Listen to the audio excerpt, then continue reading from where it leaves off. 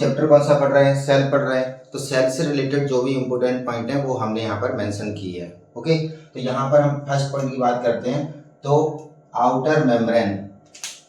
Okay, तो outer boundary of plant cell, जो plant cell होती है उसकी आउटर बाउंड्री को हम क्या बोलते हैं, सेल वॉल, उसे हम क्या बोलते हैं, सेल वॉल। ओके, ठीक, तो जैसे मान लीजिए ये प्लांट सेल है। ओके, इस प्रकार से हमने ये प्लांट सेल बना ली।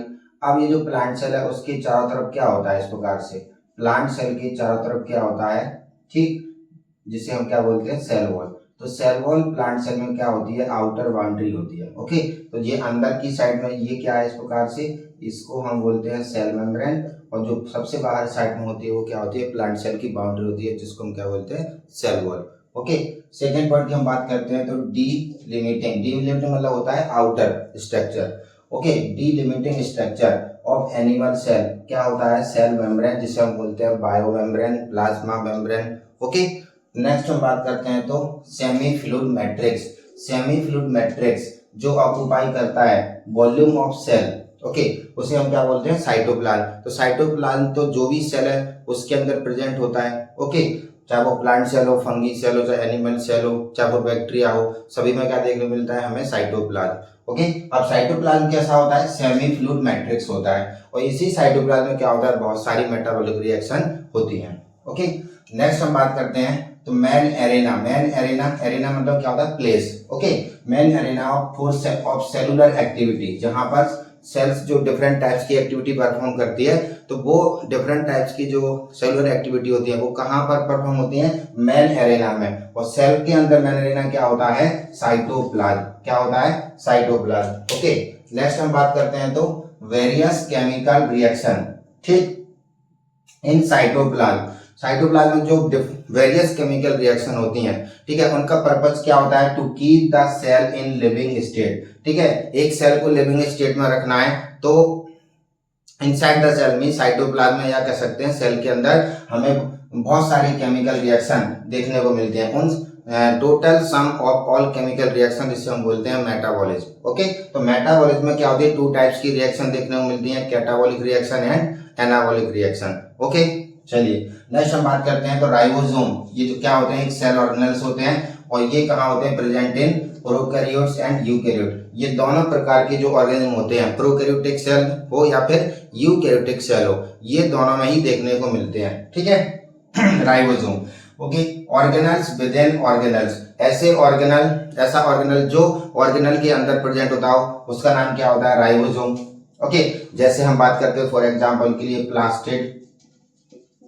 प्लास्टिड में आपका एग्जांपल आता है क्लोरोप्लास्ट। तो क्लोरोप्लास्ट में कौन सा, क्लोरोप्लास्ट का एक सेल ऑर्गेनल्स है, तो क्लोरोप्लास्ट के अंदर कौन सा राइबोसोम होता है, 70S।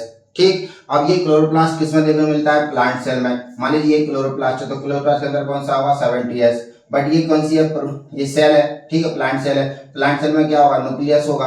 अब न्यूक्लियस से चारों तरफ क्या होता है, साइटोप्लाज्म। तो साइटोप्लाज्म में कौन सा देखने को मिलता है हमें, 80S। उसके अलावा 70S राइबोसोम कहाँ देखने को मिलता है हमें, बैक्टीरिया में। ओके, नेक्स्ट हम बात करते हैं, तो सेंट्रोजोम। सेंट्रोजोम भी क्या होता है, एक सेल ऑर्गेनल्स होता है, और ये कहाँ देखने को मिलता है हमें, मेनली एनिमल सेल में देखने को मिलता है, जो हेल्प करता है किसमें, सेल डिवीजन में। किसमें हेल्प करता है ये, सेल डिवीजन में। स्मॉलेस्ट लिविंग सेल जो होती है उसे हम क्या बोलते हैं, माइकोप्लाज्मा। इसे हम क्या बोलते हैं, जोकर। ठीक, जोकर बोलते हैं, क्योंकि ये क्या होता है, प्लियोमॉर्फिज्म शो करता है। ठीक है, या बोलते हैं पॉलीमॉर्फिज्म, मींस ये बहरूपिया होता है जो अपने, ठीक है, मॉर्फोलॉजी को चेंज कर लेता है, मींस इसका जो शेप होता है वो चेंज होता रहता है। क्लियर, अब हम नेक्स्ट बात करते हैं, अब माइकोप्लाज्मा का जो स्मॉलेस्ट है, ठीक है, माइकोप्लाज्मा हमने क्या बोला, स्मॉलेस्ट बोला है, तो एनसीईआरटी इसका साइज मेंशन करती है 0.3 माइक्रोन मीटर। ओके, चलिए, तो अब बात करते हैं साइज ऑफ बैक्टीरिया। ठीक है, एनसीईआरटी में बैक्टीरिया का साइज क्या बताया गया, 3 to 5 माइक्रोन मीटर। ठीक है, 3 to 5 micron metre. So mycoplasma क्या बताया, 0.3। और ध्यान रखना, माइकोप्लाज्मा क्या होती है, सेल वॉल एब्सेंट होती है। ठीक है, सेल वॉल एब्सेंट होने के कारण ये अपने जो बॉडी का शेप होता है उसको, मतलब सॉरी, जो इसका जो शेप होता है उसको चेंज कर सकती है। ठीक है, चलिए नेक्स्ट हम बात करते हैं, size of human RBC. NCERT कितना मेंशन करती है, 7 माइक्रोन मीटर। ठीक है, डायमीटर के रिस्पेक्ट में। लार्जेस्ट एनिमल सेल कौन होता है, egg of N ostrich. Ostrich का जो एग होता है वो लार्जेस्ट सेल कंसीडर किया जाता है। लॉन्गेस्ट एनिमल सेल कौन होता है, नर्व सेल। ठीक है, ये तो आप जानते ही होंगे। Extensive compartmentalisation of cytoplasm. Okay, जैसे मान लीजिए कोई यूकैरियोटिक सेल, यूकैरियोटिक सेल है, अब ये यूकैरियोटिक सेल की एक बाउंड्री होती है, इसको हम क्या बोलते हैं, सेल मेम्ब्रेन। ठीक, जिसे हम क्या बोलते हैं, सेल मेम्ब्रेन बोलते हैं, क्योंकि अब इस सेल मेम्ब्रेन के अंदर क्या होता है, न्यूक्लियस, और यहाँ पर क्या होता है, साइटोप्लाज्म। अब साइटोप्लाज्म में क्या होता है, मेम्ब्रेन बाउंड ऑर्गेनल्स प्रेजेंट होते हैं। ठीक है, इस प्रकार से ये क्या होते हैं, मेम्ब्रेन बाउंड ऑर्गेनल प्रेजेंट होते हैं। अब ये जो ऑर्गेनल्स हैं उनकी भी तो मेम्ब्रेन होती है। कुछ मेम्ब्रेन बाउंड ऑर्गेनल कैसे होते हैं, डबल मेम्ब्रेन, जैसे माइटोकॉन्ड्रिया है, ठीक, क्लोरोप्लास्ट है, दो मेम्ब्रेन होती है, कुछ की क्या होती है, सिंगल मेम्ब्रेन होती है। तो ये जो मेम्ब्रेन बाउंड ऑर्गेनल्स का प्रेजेंट होना, एक तो बाहर से बाउंड्री हो गई और फिर ये क्या हो रहा है, अंदर से बाउंड्री है, तो यहाँ पर क्या हो गया, इसी को हम बोलते हैं कंपार्टमेंटलाइजेशन। ठीक है, तो extensive compartmentalisation of cytoplasm, cytoplasm में, ठीक है, जो कंपार्टमेंटलाइजेशन देखने को मिल रहा है due two membrane bound organelles. ठीक है, और मेम्ब्रेन बाउंड ऑर्गेनल्स में भी डबल मेम्ब्रेन और सिंगल मेम्ब्रेन, और कुछ ऑर्गेनल क्या होते हैं, विदाउट मेम्ब्रेन होते हैं। अब विदाउट मेम्ब्रेन कौन सा ऑर्गेनल होता है वो आप कमेंट करके मुझे बताना। ठीक है, तो ये इससे क्या होता है, ये due two membrane bound organelles. तो कंपार्टमेंटलाइजेशन किसके द्वारा होता है, due two membrane bound organelles. और ये कहां देखने को मिलता है हमें, कंपार्टमेंटलाइजेशन यूकैरियोटिक सेल में। ध्यान रखना है, प्रोकैरियोटिक में मेम्ब्रेन बाउंड ऑर्गेनल्स नहीं होता है। ओके, तो आज